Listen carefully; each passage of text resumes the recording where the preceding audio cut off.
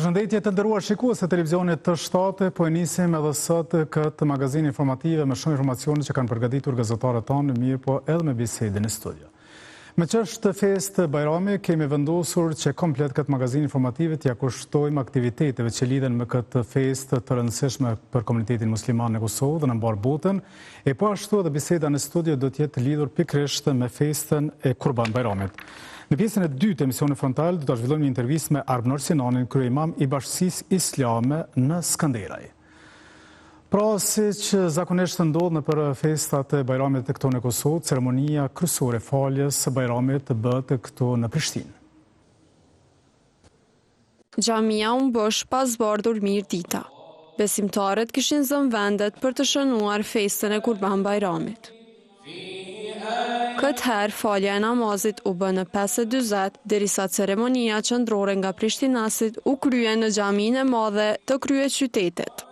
E Myftiu Naim Tërnava pati një mesazh për besimtarët.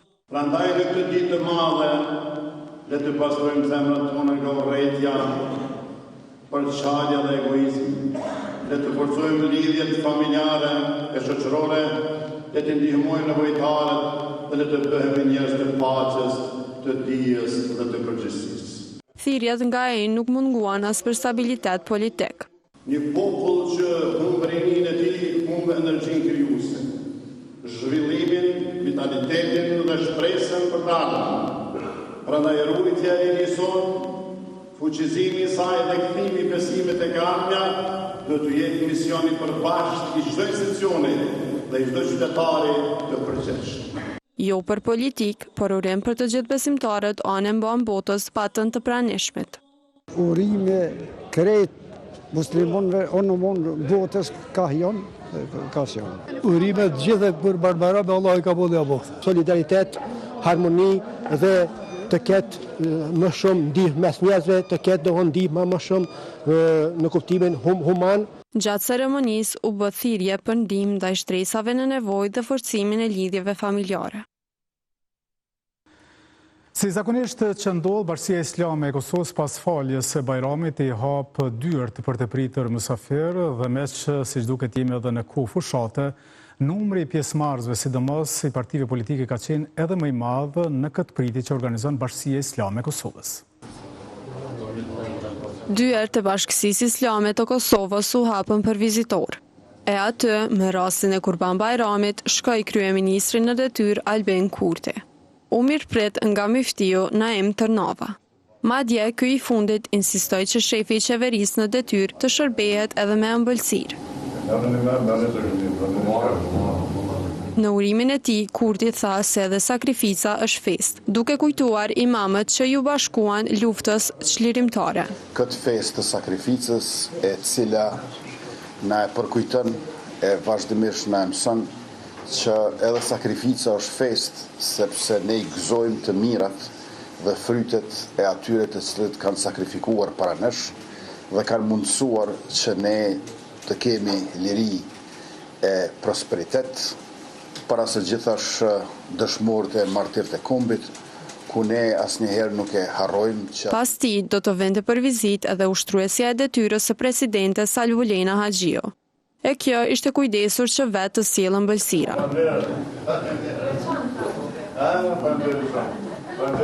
Pas një bisede të shkurt, këta u paraqitën bashkë para mediave, nga ku Haxhiu tha disa fjalë. Festa e Kurban Bajramit është festë e shenjtë e besimit islam dhe kjo na kujton vlerat e sakrificës, solidaritetit, mirësisë, respektit e përkushtimit për vendin. Vlera këto të cilat duhet i mbajmë lartë e më lartë dhe rreth së cilave duhet të jemi të bashkuar edhe si institucione, edhe si qytetar, por edhe si shoqëri. Në po të njëjtën hapësirë shkoi për vizitë edhe paraardhësja e saj në këtë pozitë ish presidentja e Kosovës Vjosa Osmani. Ajo uroi që kjo festë të sjellë më shumë begati, shëndet dhe solidaritet mes njerëzve. Uroj për më shumë solidaritet ndërnjerëzor, i cili është i domosdoshëm në këtë kohë në cilën po kalon Kosova. Thirrje për bashkëjetesë e ulje të tensioneve politike, pati edhe i peshkëve i Kosovës, Imzot Do Gjergje, i cili vizitoi Bashkësinë Islame. Ashtu që të dëshmojmë edhe një herë si gjithmonë respektin e ndërsjellë, bashkëjetesën ndërvetare, gëzimin ndërvllazëror, bashkëndarjen e dhimbjes dhe gëzimit. Në këtë institucion fetar të mërkurën qëndruan edhe plot figura politike për nder të Kurban Bajramit.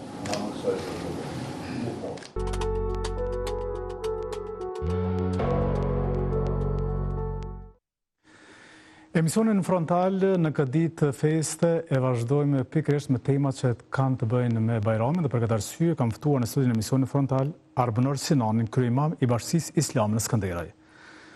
Huq mirë se erdhe. Faleminderit, mirë se gjeta. Për hajr Bajrami. Hajr pash, edhe qoftë me hajr, stafit tuaj dhe gjithë shikuesve të cilët na ndjekin këto momente. A ka një formë qysh me uru Bajramin, a qysh dojnë hala? Kjo më natyrisht mja prej nga zemra që del. Unë fillimisht të lutë Zotin e madhruar që për gjithë besimtarët tanë, për gjithë qytetarët tanë, të ketë mirësi, paqe, begati. Uroj që kjo ditë të ketë një nivel më të lartë të vizitave, por në aspektin tjetër të ketë edhe një afërsi familjare që kemë nevojë në vazhdimsi.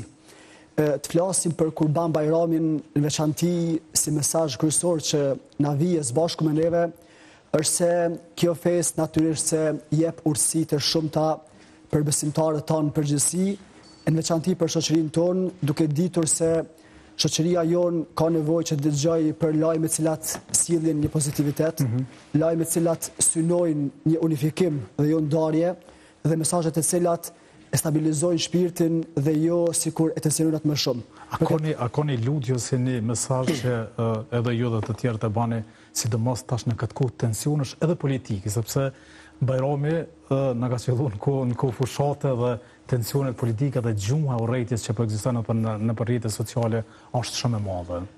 Besoj që është mirësi që Bajrami të jetë në këtë kohë, për faktin se do të ndikojë më shumë që ne si qytetarë të jemi më të kursyer nga kritikat e panevojshme, të jemi më të kursyer nga gjuha që sjell përçarje dhe ndarje, duke ditur gjithmonë edhe përgjegjësinë tonë që kemi në këtë rast edhe si qytetarë për të kontribuar më shumë për unifikim, për bashkim, por në anën tjetër, kur të kemi kritika, të bëjmë mbi aspektin e argumenteve të ndryshme dhe jo gjithmonë vazhdojmë vetëm me kritika të cilat realisht sjellin përçarje të ndryshme. Për këtë arsye, besoj që Bajrami do të ketë një ndikim pozitiv, sikur e ruan më shumë atmosferën e argumenteve dhe përplasjeve, por në anën tjetër, besoj që edhe ditë në vazhdim do të shihet mirësia e këtyre ditëve. Inshallah shihet dhe vazhdon kjo mirësi e cila realisht nuk është se pi shumë, pra dej për Bajram nuk e po inshallah ndikon pak edhe Bajrami dhe kjo festë dhe ndikon tani edhe më pas edhe tek qytetarët, sepse është një farë gjuhë shumë e rëndë që po përdoret në farë urrëtie, nëse mund të themi në farë zymësie që po mbretëron në shoqërinë kosovare. A ka një shpjegim pse ndodh kjo?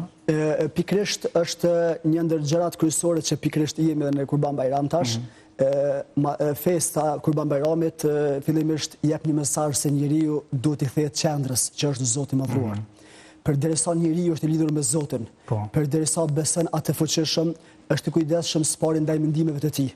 Është i kujdesshëm ndaj fjalëve të tij, është i kujdesshëm ndaj veprimeve të tij. Rrjedhimisht afërsia me Zotin reflektohet edhe në përgjithësi ndaj veprave tona të përditshme. Pse njerëzit largohen prej Zotit? Pse nuk e kanë këtë afërsi? Realisht afërsia me Zotin ose largësia me Zotin është diçka që njeriu zgjedh për veten e tij. Mirë po, mund të themi me plot gojë dhe me plot përgjithësi. Njeriu i cili qëndron afër Zotit dhe ka parasysh porositë që vijnë prej Zotit, është person i përgjithshëm, është person i kujdesshëm, nuk është i pagabueshëm. Domethënë, sa më shumë që është afër Zotit, aq më shumë shtohet kujdesi. Mirë po, momentin që largohet përgjegjësia ndaj Zotit, atëherë sikur njeriu harron që ka një fund këtë botë, sikur harron misionin e tij për çka është në këtë botë, dhe sikur harron se fjala e tij që e nxjerr nga gjuha e tij mund të ketë ndonjë çmim ose mund të ketë ndonjë pasojë të rëndë. Është e kam dëgjuar kështu kur dikush gabon thotë to zoft perënia. Po. Natyrisht është një lutje shumë e mirë, se natyrisht në gjithë shku në vena një lutje për me jozu për e një këta njerëz, i shko mirë. Ne lutemi vazhdimsi që t'jemi mesin atyre besimtarëve që janë të udhëzuar. Por, kur e dim dhe kur e shohim se dikush sikur e ka lshuar rrugën taman, duhet lutemi për të ju kundërtina. Cila është lutja që ju ke shërby mas shumë ti këtyre njerëzve, po flasëm për skenën politike, për ta njerëz që janë të përfshirë në këtë proces zgjedhor dhe këtu gjunë që po përdorin dhe këtë, si më thonë, atësarimin e raporte me njerëzve me cilën këta po ndikojnë me gjunë që po përdorin. Cila është një lutje që ju ke shërby këtyne që për me njëk rrugën e Zotit? Unë mendoj që ne si qytetarë në përgjithësi duhet ta kemi parasysh një lutje ose një koncept bazë që të na mësoj Zoti që angazhimin, kontributin dhe përgjegjësinë që kemi mbi suvet tona ta kryejmë me ndershmëri për faktin se jemi përgjegjës para Zotit, jemi përgjegjës para njerëzve dhe jemi përgjegjës para gjakut dëshmorëve. Nëse këto tri pjesë bashkohen në një pikë, atëherë edhe përgjegjësia jonë si qytetar ndaj punës, ndaj angazhimit, ndaj të ardhmes do të jetë më ndryshe. Shumë për festat Bajramit i pama dhe kësaj radhe, po zakonisht e vizitojnë Bashkinë Islame të Kosovës, besa disa prej tyre, jo shumë prej tyre, morën pjesë edhe në ceremoninë e faljes së Bajramit, qoftë Bajramit madh, qoftë Bajramit vogël. A janë sinqerta këto vizitat, këto lutje që i bojnë, kur i shohim në saft parë në xhamia, apo këto janë ma prezente veç në prag të fushatave? Ne realisht nuk gjykojmë pamjen e jashtme, realisht as pamjen e brendshme. Ne e mirëpresim çdo kënd që vjen në xhami për ta falë namazin dhe për ta respektuar këtë festë. Po për që ne vetë nuk ka orë në xhami dhe vjen për Bajram. Do të fillon me Bajram. Po tani pe Harran mas Bajrami. Po Bajramin e kemi 2 herë në vit. Kështu që po mos i tani Bajramin tjetër vjen prapë. Kështu që neve politikan që ka orë për Bajram dhe ka vazhduar pas ordin e tij. Kemi lloje të ndryshme natyrisht, fatmirësisht që në xhamia tona kemi kategori të ndryshme. Që të atyre që prezantojnë xhami, duke filluar që përmendet politikan, kemi doktor, kemi profesor, kemi arsimtar, kemi mësues, kemi inxhinier, kemi domosdoshmë lamit të ndryshme, që fatmirësisht niveli i xhamatit është niveli më të lartë mundshëm. Për këtë arsye edhe ligjërimet tona natyrisht se kanë avancuar për shkak edhe se masa ka avancuar. Janë ngritur edhe intelektualisht dhe nuk presin gjithçka veç prej hoxhës që është përpara kanë bërë për shemb këtyre herë janë shku letrat me lexuar të hoxha. Apo tash mundesh mos me ka hoxh, po mundesh me ditë shumë çka, ndoshta s'po tham më shumë se hoxha, po mundesh me ditë gjithçka për fenë është edhe më shumë se. Kjo është e mirëseardhën për faktin se edhe neve sikur na nxit që të jemi në hap me kohën duke marrë shpesh herë dituritë ndryshme, të lëndë ndryshme, në mënyrë që të jemi sa më të formuar e të japim përgjegjësinë kohës tonë. Ndërsa te çështja e asaj se kush vjen në xhami për tu fal, natyrisht na vlerësojmë kush vjen në xhami. Mirë po, anën e brendshme dhe vetëm i madh Zot. Për këtë arsye, as Zoti i madh nuk e gjykon njeriu pa vdek. Ka jetë gjatë që njeriu të bëhet i mirë ose i keq. Mirë po, ne lutim Zotin që realisht na ruaj nga më keqja dhe na bëj për atyre që janë dobiprorës në familje, në rrethin dhe në vendin tonë. Pro, Zotë ati ka shumë fol, e den edhe Kur'an dikush? Natyrisht. A i denon ata që vorrajnë, sepse jam të dosh pak me fol pak edhe për fushatën, sepse në kohë fushate, në kohë premtimeve, ose të ndryshë në kohë të gënjeshtrave. A i gjykon Zotë ata që rrajnë? është porosi fetare që njeriu të jetë i kujdesshëm në raport me gjuhën e tij. Thuhet në një hadith që ka thënë i dërguari i Zotit Muhamedi alayhis salam, ai që beson Zotin dhe ditën e fundit, le të flasë mirë ose le të heshtë. Dhe në anën tjetër, në aspektin fetar, premtimi konsiderohet borxh. Nëse unë ty të premtoj diçka për të realizuar një projekt edhe nuk e bëj, atëherë unë jam borxh para teje, jam borxh para Zotit. Del, fyt ko kanë borxh këta që po na premtojnë. Edhe po përmendon mandati pa i plotësuar këto premtime. Për këtë arsye, duhet jemi të kujdesshëm këtë drejtim, sepse premtimi mbi të gjitha ngjall një shpresë. Ndonjëherë kur s'ka mundësi njeriu me realizu diçka, është mirë që me ruaj gjuhën mos me fol. Ose me kërku falje. Ose me kërku falja, është nivel më i lartë. Mirë po, premtimi ngjall shpresë. Nëse dikujt të thotë ka me bë këtë ose diçka tjetër, e ke ngjall një shpresë në zemrën e tij. Mirë po, çështja është çka ndodh kur ajo nuk realizohet. E ke thyer në zemër të një personi që natyrisht nuk është e lehtë, ani pse na marrim se diçka të lehtë dhe thjesht kalueshme. Po, dhe të marrëm se në asë gjonë, hajtë, ti kena premtu dikuj diçka dhe nëse nuk e bojmë, mas 4 vite takojmë sërësh me të njëjtin dhe e bojmë njëjtin premtim, Edhe qytetarët e Kosovës qatë janë që ndershëm sa që nuk mund me i thonë, shiko se tim ka rajtë para 4 vjetë. Ky ishte komenti. S'po pres. Diçka piti, këthejmë të Kurban Bajrami. Pse quhet Kurban Bajram? Realisht festa Kurban Bajramit lidhet ngushtë me pjesën e asaj që besimtarët prejnë kurbanin e tyre.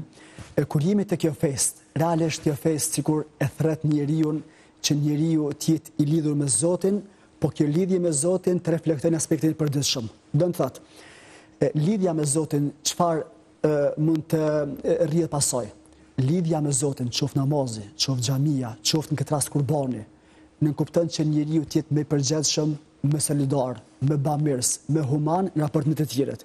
Do të thotë, sa më fetar që njeriu është, aq më i mirë ndaj njerëzve, dhe sa më shumë që afrohet me Zotin, aq më i mirë bëhet me të tjerët. Në këtë rast Kurban Bajrami vjen edhe sikur i thotë njeriu, o njeri, ti punon, ti angazhohesh, duhet nga pasuria jote të sakrifikosh diçka për Zotin.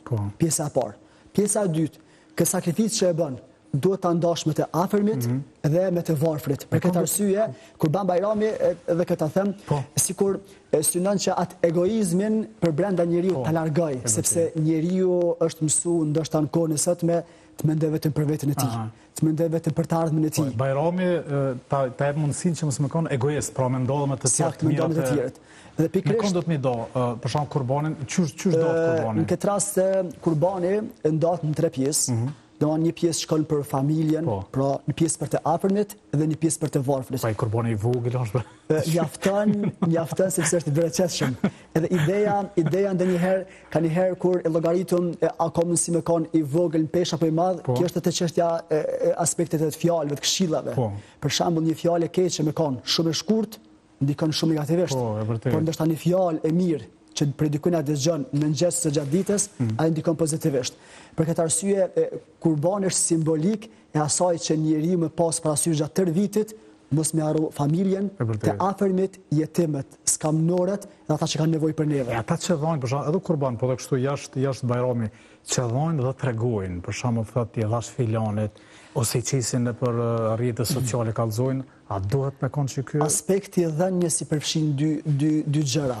E para është kur njeriu jep bamirësi, jep diçka, domethënë, mirë po atë bën anonime. Don mos më duk. Ai është niveli më i lartë. Mirë po pjesa e dytë i takon pjesës kur njeriu jep, mirë po ajo fillon të bëhet publike. E kjo domethënë lejohet me kusht se atëherë kur dëshiron që të tjerë sikur me marr mësim, me marr shembull, moster nga dhënia. Bojnë për çfarë bojnë mu livdu? Një pjesë e madhe natyrisht se po. Edhe shpresoj që çdo kush që jep, edhe atë që përmendën shumë bukur më herët, populli ynë natyrisht është një popull shumë i veçantë, shumë mirë. Na shohim terren ku përballë me qytetarët tanë. Janë shumë respektues. Janë njerëz të cilët në aksione të ndryshme, qoftë kur ndërtohen shtëpia, qoftë kur ndihmojnë të varfrit, qoftë jetimet, ata janë, si themin, safin e parë për dhënë nga vetja atyre në mënyrë që të shkoj një plan për të ecur para. Por për këtë arsye, çështja është se kushdo që jep, do ta gjejë Zoti i Madh, edhe sa do e vogël që është, qoftë fjalë, qoftë nga pastoria e tij, ka për ta gjetë Zoti i Madh. Po. Çush kam që kjo historia e kurbanit që pret për Bajram, çush është? Historia e Kurban Bajramit natyrisht se lidhet ngushtë me figurën e një pejgamberi të ndritur, Ibrahimi alayhis salam, i cili kishte një fëmijë, Ismaili alayhis salam. Këta kanë qenë babë dhe birë. Domethënë, Ibrahimi alayhis salam pas një moshe të shtyrë, me vitet e tëra ishte lutur që Zoti ta furnizonte me fëmijë. Dhe më në fund Zoti fali fëmijën e tij, Ismailin alayhis salam. Ky djalë, ky fëmijë nuk ishte thjesht një fëmijë. Ishte një lutje e munguar për një kohë të gjatë. Ishte një shpresë që ta kishte një fëmijë. Në momentin që erdhi në jetë, natyrisht se u gëzua shumë. Pas një kohe filloi që të rritet dhe momentin që u bë krah i babës, pra që t'i ndihmonte të kënaqej me të, Zoti i Madh vendosi ta sprovon këtë pejgamber sikur na sprovon neve gjithë në këtë jetë. Sprova ishte me atë që e donte shumë. Pra sakrifica, të ta sakrifikante pra djalin e tij Ismail alayhis salam. Dhe që ato me testu, domethënë besimin. Këtë është një rregull i veçantë. Sa më i lartë që është besimi, aq më e lartë është sprova. Dhe këto shfrytëzoj nga rasti që të drejtohem gjithë atyre që kanë sprova, kanë smundje, kanë probleme të lashën jetë. E që ndonjëherë mendojnë se pse veç mu, ka që shumë më sprovoj Zoti. Ta dim një gjë, se sa më i lartë që është besimi, aq më i lartë është sprova. Më shumë të sprovuan pejgamberët e Zotit, pastaj ata që kanë besimin më të lartë. Po se kam dëgjuar që thonë njerëz të mirë sprovuan këtë. E unë tham pse njerëz të mirë, pse do të më sprovu Zoti kaq shumë? Në këtë rast, nëse ndalimi tek pejgamberi Ibrahim që tham se u sprovua me dashurinë e Ismailit alayhis salam, pra djalit të tij, atë që donte më shumë ti. Ti sprova se nuk e sqaron deri në fund. Saktësisht, atë te çështja e sprovës aty ndal domethënë se Zoti sprovoi me djalin e tij Ismailin. Për çka? Për ta therrë, për ta sakrifikuar. Mirë. Në këto momente do ta analizoj një gjë. Nuk e thoshte Zoti se po të ndaloj nga dashuria për djalin tënd, sepse dashuria për fëmin është diçka natyrshme. Që lind me njeriu. Mirë po, donte ta vente në sprovë se apo është më shumë i lidhur me dhuratën apo me dhurusin. Dhurusi ishte Zoti Madhreshëm. Dhe son këtë dhuratë ai ishte djali i Ismailit. E që realisht Ibrahim alayhis salam vendosi dhe i tregoi djalit të tij se kishte shpallë në ëndër për ta sakrifikuar. Dhe ai tha bëj siç i urdhëruar. Nuk tha pse, nuk tha shtyje, nuk tha po largohen prej teje, por tha siç i urdhëruar ashtu bëje, vepro. Urdhrin e Allahut dërgoi në vend. Dhe për këtë arsye, në momentin që deshti ta bënte këtë sakrificë, aty ndryshoi gjithçka. Për çfarë arsye? Sepse Zoti nuk deshti që gjaku të derdhej. Sprova shkoi në vend, u vërtetua qëllimi ona brendshme zemrës dhe besimi i tij. Dhe në këtë rast, domethënë, shpëtoi dhe u zëvendësua me një kurban që Zoti Madhreshëm i quajti sprovë të madhe, por pas provës vjen lehtësimi. Pra edhe ky është aspekti jo njerëzor në kohën bashkëkohore. Pas vështirësisë vjen lehtësimi, pas lodhjes vjen gëzimi. Pra, edhe ai që ka sprovë, edhe ai që ka mundim, kalon me emër Zotit, por vjen një moment që lehtësohet dhe ka drejt më gëzu. Po përveç ka unë një shumë njerëz domosdoshmë që punojnë shumë, po për shembull kur shet s'ka kurrë që thoi para shpirti. Ndonjëherë jo gjithçka që shihet, sikur në një farë forme është e bukur, ashtu është për brenda aspekti shpirtëror. Ne takojmë qytetarë të ndryshëm, të cilët ndoshta nuk kanë të ardhura të larta siç mund të kesh dikush tjetër. Mirë po nga aspekti shpirtëror, nga aspekti brengave, ata qëndrojnë shumë mirë. Vërtet. Kjo është gjëja më kryesore që duhet më pas dikush. Në anën tjetër, ata kanë punë të mirë gjatë ditës. Gjumin e bojnë si duhet. Domethënë edhe prekupimet e jetës janë nivel më të motën. Në anën tjetër, ndonjëherë mund të shohim edhe njerëz që kanë të ardhurat më mëdha, mirë po jeta atyre sikur është në tension, është në stres. Kalojnë detet, por nuk e shijojnë detet. E këtu është ai diferenca që jo gjithçka që duket në pamjen e parë që është madhështore, brenda saj fshir ky kuptim, se ka mundësi të jetë kontrast i vërtet. I veçantë Bajrami i thonë Bajrami i vogël. Tash te çështja e kurbanit, nëse më lejon edhe një gjë, te çështja e zëvendësimit kurbanit. Është shumë një urtësi bashkëkohore e kohës tonë, sepse çdo ngjarje pejgamberëve nuk mundet më shujt diçka që ka shku dhe ka mbet. Nuk mundet më shujt diçka mesjetare. Por ajo i shembullon kohën tonë. Për shembull, ideja e zëvendësimit të Ismailit me kurban, në kupton se Zoti i Madh deshti që me rujt jetën e njeriu. Deshti që me rujt gjakun e njeriu. Dhe kjo është një ligj fetar, se Zoti e dënon derdhjen e gjakut. Zoti e dënon që një krijesë në mënyrë pa drejtë mu cenu pasuria ti, mu cenu morali ti, integriteti edhe jeta ti. Për këtë arsye, ne duhet jemi të kujdesshëm edhe format e cilat e cenojnë jetën. Për shembull, një fjalë e pamatur. Ndonjëherë ajo që thëmë herët të çështja e gjuhës ose fjalëve, ndonjëherë ne themi e thash vetëm një fjalë. Në rregull, ajo fjalë ka mundësi vetë shumë. Aspekti i dytë, ka mundësi një lëtë. Mos më thonë çdo fjalë. E po duhet të bësh momente. Ato tani bëhet diferenca mes atij që është i vendosur dhe atij që është i pavendosur. Pra për Bajramin e vogël është e veçantë edhe puna e besimtarëve që shkojnë në haxh. Ti ke qenë apo? Po kam qenë në haxh, kam qenë udhëhes, domethënë për zgjedhjen e miftiut. Natyrisht është një ndër dinjat më të veçanta që nuk mund përshkruar me fjalë.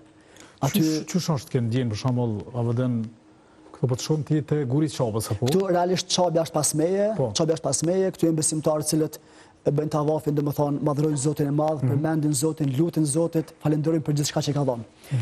Natyrisht këtu mund të themi shumë çka, por nuk më themi gjithçka. Për çfarë arsye? Sepse spari këtu është një lloj drejtësie e Zotit në raport me spari me veshjen. Këtu është që barabart krejt. Aty ndoshta mund ta kesh miliarderin në krahun e djathtë. Në anën tjetër mund të jetë një pastrues. Mirë, po para se jemi barabart. Edhe kjo është ajo ka një herë që na mungon jetën e përditshme. Po mund të pasaj ndaj aksesor të shtrenjtë, për shembull, ndaj orë të shtrenjtë? Realisht ato sikur i largojnë, i lën onash. Dhe duhet vetëm ona shpirtërore mund gjallë. Për këtë rast, në kohën tonë bashkëkohore, pse në një farë forme po krijohet depresioni i madh, stresi i madh, pse pakënaqësia është kaq e madhe? Sepse aspekti shpirtëror ka mbetur pa ushqim. Nëse flasim ushqehet ky aspekti shpirtëror. Është shumë e rëndësishme kjo. A ushqehet me parë, me milion? Ne jemi një trup i cili përballet për dy komponente. Është aspekti trupor dhe aspekti shpirtëror. Aspekti trupor ushqehet me ushqime të ndryshme. Mirë, po aspekti shpirtëror ushqehet me të mirën, ushqehet me falënderimin ndaj Zotit, ushqehet me një vepër të mirë që bën vazhdimsi njeriu. Ushqehet me përmendjen e Zotit. Për këtë arsye keni vërejt, edhe në Ramazan është një farë qetësie më e madhe shpirtërore. Pse? Sikur njeriu lidhet më shumë me Zotin, një iftar shkon dikon, vjen dikush, ndihmon dikan, edhe shpirti mbushet. Mirë, po pse sot tentohet ndonjëherë që më mbush aspekti shpirtëror me diçka materiale, që është e pamundur.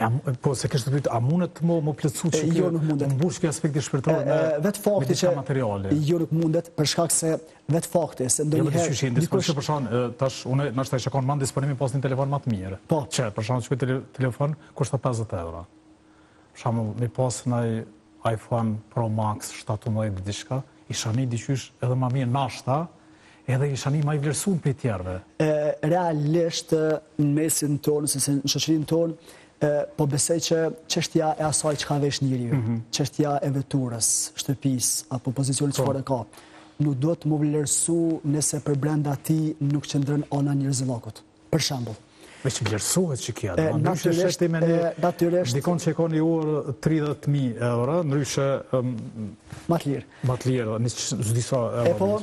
Kjo trajt edhe kjo pesh natyrisht ndryshon në atë kanarin peshorën e Zotit. Për shembull, është një dietar, dhe më thonë që ka zbulu numrat në matematikës, havarizmi, ka thonë kështu, njeriu thotë i cili ka njerëzillak, ka dignitet, ka karakter, thotë ka numrin 1. Nëse ka pasuri, thotë numri 0, bëhet gjithë.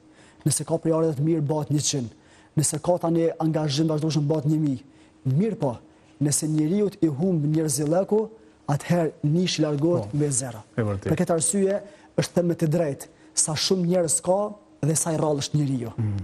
Pra, në farë forme ne sikur po vujmë ndonjëherë ta gjejmë një person me cilin flasim shlirë. Që rrallë gjan. Ndoshta flet me dikën në aspektin privat, mirë po pa shku të shtëpia, ajo përhapet. Pyetja çfarë po ndodh mesin tonë kaq shumë.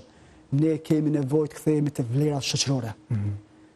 Për këtë arsye, Kurban Bajrami e jep pikërisht këtë sinjal se njeriu duhet të kthehet përgjegjësisë që ka ndaj Zotit, përgjegjësisë ndaj familjes e përgjegjësisë ndaj vendit të tij.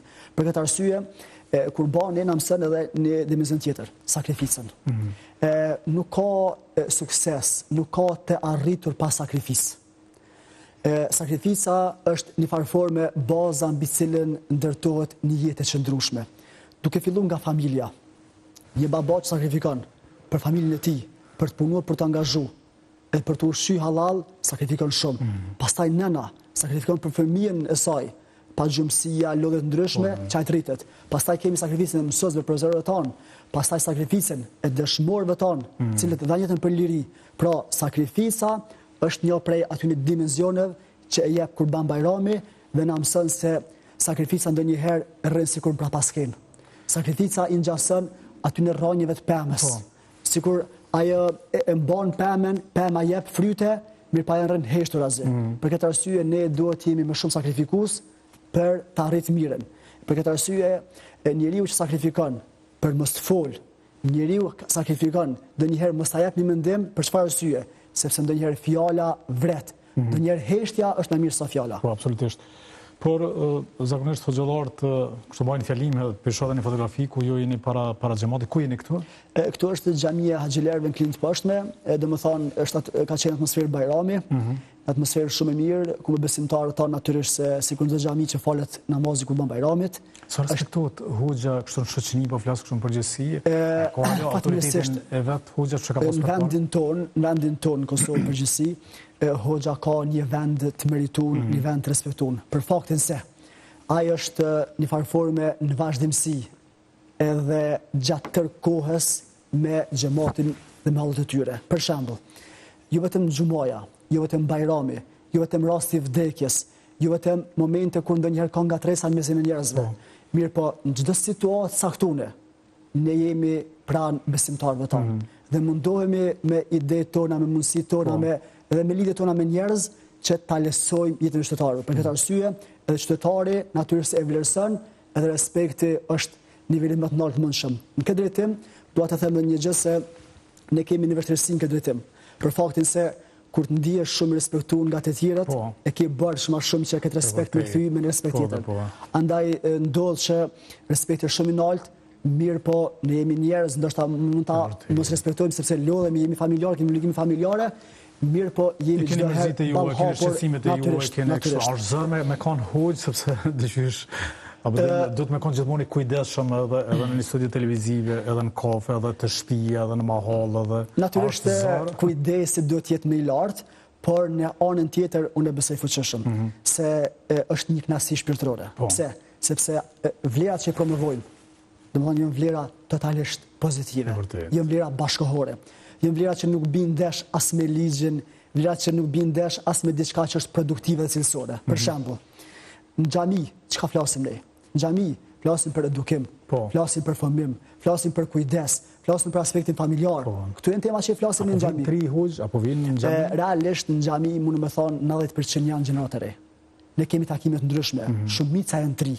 Tashmë kemi edhe takime që mbajmë edhe me tri, domethënë edhe kemi bashkëpunime me psikolog, me sociolog që kemi inkorporuar për brenda xhamive që niveli i ligjërimit të jetë më i lartë. Pra bëhet ai bashkëdyzimi temave të ndryshme me qëllim që xhamati të përfitojë më shumë. Ishëm të folë se çka ndodh në për shembull ditë Bajramit vogël, çka ndodh në Çabe? Atje në Çabe në Bekune natyrisht se dje ka qenë dita Arafatit. Dita Arafatit natyrisht është kulmi i kryerjes së haxhit. Domethënë haxhi nuk konsiderohet i pranuar përderisa nuk prezanton haxhin. Kjo është vendi po kod Arafatit. Çka ndodh këtu?